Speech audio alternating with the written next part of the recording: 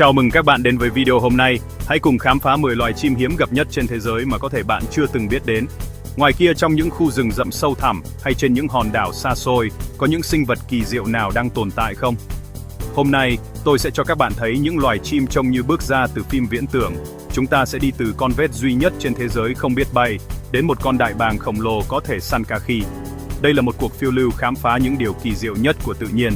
Nếu bạn đã sẵn sàng cho chuyến đi vào thế giới của những loài chim hiếm có và kỳ lạ nhất, hãy ngồi xuống thật vững nhé. Nào, chúng ta hãy bắt đầu với loài chim đầu tiên, một sinh vật sẽ khiến bạn phải kinh ngạc. Mở đầu danh sách là kakapo, loài vét duy nhất trên thế giới không biết bay. Đây là một trong những sinh vật kỳ lạ và hiếm hoi nhất hành tinh, khiến bất cứ ai nhìn thấy cũng phải ngạc nhiên và thích thú. Kakapo sinh sống tại New Zealand, nơi những khu rừng rậm rạp là mái nhà của chúng. Bộ lông xanh lục rêu không chỉ đẹp mắt mà còn giúp chúng ngụy trang hoàn hảo giữa thẳm thực vật, tránh khỏi ánh mắt của kẻ thù. Đặc biệt, kakapo còn được gọi là vét cú vì chúng hoạt động chủ yếu về đêm với đôi mắt to tròn và khuôn mặt ngỡ nghênh giống cú mèo. Không giống các loài vét khác, kakapo là một trong những loài vét nặng nhất thế giới, có thể nặng tới 4 kg. Dù không biết bay, chúng lại có đôi chân cực kỳ khỏe mạnh, giúp leo trèo lên cây và đi bộ hàng cây số mỗi đêm để tìm kiếm thức ăn. Sự dẻo dai và bền bỉ này là điều khiến các nhà khoa học vô cùng ấn tượng. Sự thích nghi độc đáo này từng giúp kakapo sống sót trên các hòn đảo không có kẻ săn mồi tự nhiên. Tuy nhiên, khi con người và các loài thú săn mới như chó, mèo được đưa đến New Zealand, số lượng kakapo đã giảm thảm khốc. Chúng không có khả năng tự vệ trước những mối nguy mới, khiến loài này đứng trước bờ vực tuyệt chủng. Đã có thời điểm, trên toàn thế giới chỉ còn lại vài chục cá thể kakapo. Những hình ảnh hiếm hoi về chúng trở thành lời cảnh tỉnh về sự mong manh của tự nhiên trước tác động của con người. May mắn thay, nhờ các chương trình bảo tồn đặc biệt, các nhà khoa học đã di chuyển kakapo đến những hòn đảo an toàn, không có kẻ săn mồi. Họ theo dõi từng cá thể, chăm sóc từng quả trứng như báu vật, thậm chí còn đặt tên cho từng con để dễ dàng nhận diện và bảo vệ. Hiện tại chỉ có hơn 200 cá thể kakapo còn tồn tại trên thế giới. Mỗi con đều có tên riêng, được gần thế nhận diện và nhận được sự chăm sóc đặc biệt từ các chuyên gia bảo tồn. Mỗi chú vết đều là một cá thể quý giá, góp phần vào hy vọng phục hồi của cả loài. Câu chuyện của kakapo là minh chứng sống động cho việc nỗ lực bảo tồn có thể cứu một loài vật khỏi bờ vực tuyệt chủng.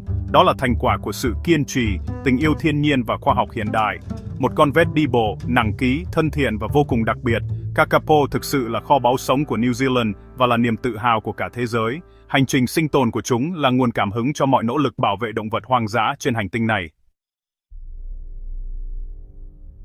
Tiếp theo, hãy đến châu Phi gặp shoebill, loài cò mộ dày trông như bước ra từ thời khủng long. Với ngoại hình kỳ lạ và ánh mắt sắc lạnh, shoebill khiến bất cứ ai lần đầu nhìn thấy đều phải kinh ngạc. Loài chim này dường như là sự kết hợp giữa một con khủng long và một con cò hiện đại, mang đến cảm giác vừa cổ xưa vừa bí ẩn.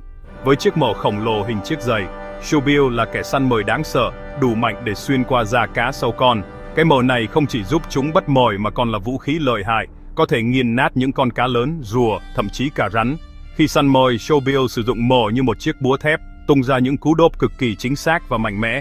Chúng có thể cao tới 1,5 mét, sai cánh hơn 2,5 mét, và ánh mắt lạnh lùng khiến con mồi khiếp sợ. Khi dang rộng đôi cánh, shoebill trông như một sinh vật khổng lồ thống trị vùng đầm lầy, khiến các loài động vật khác phải dè chừng. Shoebill đứng bất động hàng giờ, chờ đợi thời cơ để từng cú độp cực nhanh, săn cá phổi, rắn, rùa, thậm chí cá sấu con. Sự kiên nhẫn và khả năng ngụy trang tuyệt vời giúp chúng trở thành bậc thầy săn mồi trong thế giới tự nhiên. Dù vẻ ngoài đáng sợ, shoebill lại là cha mẹ tận tụy, nhưng chỉ một con non thường sống sót trong mọi lửa. Chúng chăm sóc con non rất cẩn thận, bảo vệ tổ khỏi kẻ thù và cung cấp thức ăn liên tục cho đến khi con non đủ lớn để tự lập. Môi trường sống đầm lầy của chúng đang bị đe dọa nghiêm trọng bởi con người, khiến số lượng shoebill chỉ còn khoảng 3.300 cá thể trưởng thành. Việc khai thác đặt ngập nước, săn bắt trái phép và biến đổi khí hậu đang khiến loài chim này ngày càng hiếm gặp trong tự nhiên. Shoebill là di tích sống từ thời tiền sử, nhắc nhở chúng ta về sự đa dạng mong manh của sự sống trên trái đất. Sự tồn tại của chúng là minh chứng cho sức mạnh thích nghi và tiến hóa qua hàng triệu năm, nhưng cũng là lời cảnh báo về nguy cơ tuyệt chủng nếu chúng ta không hành động kịp thời. Nếu không bảo vệ các vùng đất ngập nước, cơn ác mộng thời tiền sử này có thể biến mất mãi mãi. Hãy cùng chung tay bảo vệ shoebill và môi trường sống của chúng, để thế hệ tương lai còn có cơ hội chiêm ngưỡng loài chim kỳ lạ và tuyệt vời này. Rồi châu Phi, chúng ta đến rừng mây Trung Mỹ, nơi những tầng mây trắng xóa ôm tròn những tán cây cổ thụ xanh ngắt, tạo nên một thế giới huyền bí và đầy sức sống. Tại đây chúng ta sẽ chiêm ngưỡng quetzal, một trong những loài chim đẹp nhất thế giới, nổi bật giữa rừng rậm với sắc màu rực rỡ và dáng vẻ kiêu sa. Quetzal Đức sở hữu bộ lông xanh ngọc, đỏ rực và cấp lông đuôi dài gần 1 mét, lấp lánh như viên đá quý sống động giữa thiên nhiên. Khi bay, những chiếc lông đuôi ấy uốn lượn mềm mại, tạo nên một vũ điệu tuyệt đẹp giữa không trung. Vẻ đẹp kỳ diệu của Quetzal khiến nó trở thành biểu tượng thiêng liêng của người Maya và Aztec, xuất hiện trong các truyền thuyết, nghệ thuật và nghi lễ cổ xưa. Ngày nay, Quetzal còn là quốc điểu của Guatemala, hình ảnh của nó xuất hiện trên quốc kỳ, tiền tệ và là niềm tự hào của cả dân tộc. Tuy nhiên, môi trường sống rừng mây của Quetzal đang bị phá hủy nhanh chóng bởi nạn phá rừng, mở rộng nông nghiệp và biến đổi khí hậu, khiến loài chim này ngày càng trở nên hiếm hoi và đối mặt với nguy cơ tuyệt chủng trong tương lai gần.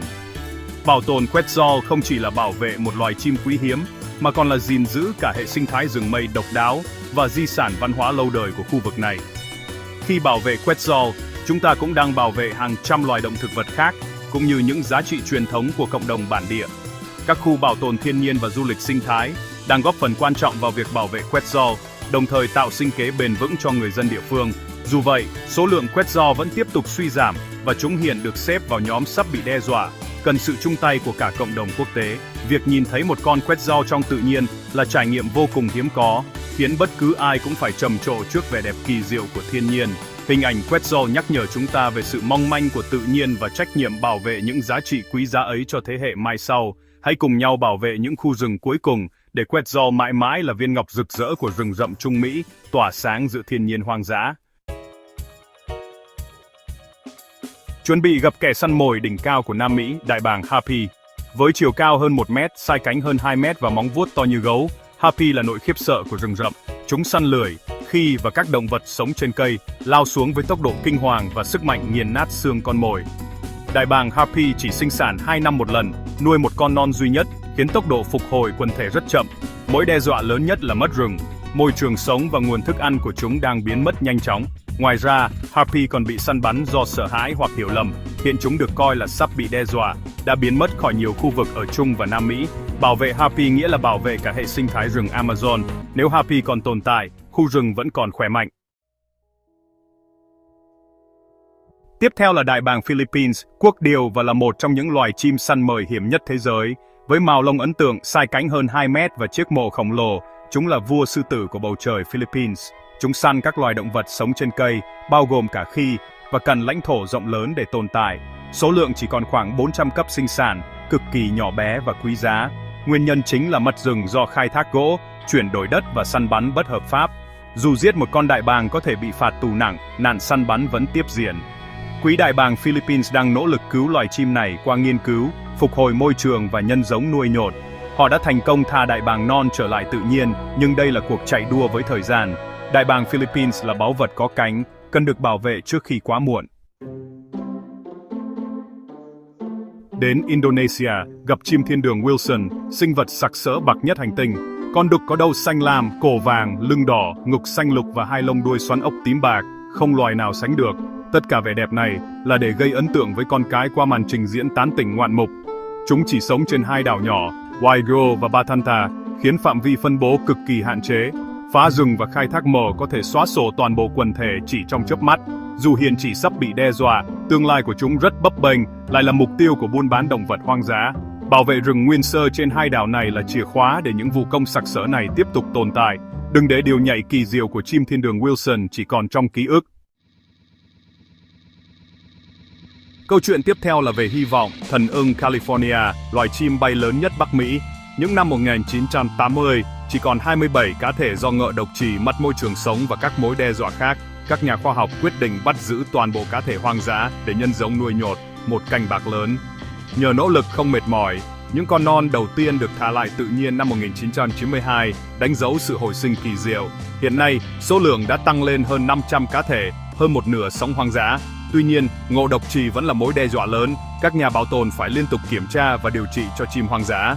Câu chuyện của thần ưng California là minh chứng cho khả năng đảo ngược tuyệt chủng nếu chúng ta hành động kịp thời. Đây là một trong những thành công bảo tồn ấn tượng nhất mọi thời đại. Không bao giờ là quá muộn để cứu lấy một loài.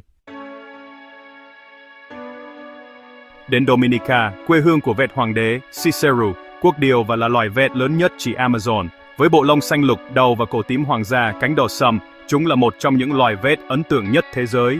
Số lượng cực kỳ ít ỏi, có thể chỉ còn chưa đến 50 cá thể trưởng thành trong tự nhiên. Chúng chỉ sống trong rừng núi Dominica, khiến chúng dễ bị tổn thương trước thiên tai và mất rừng.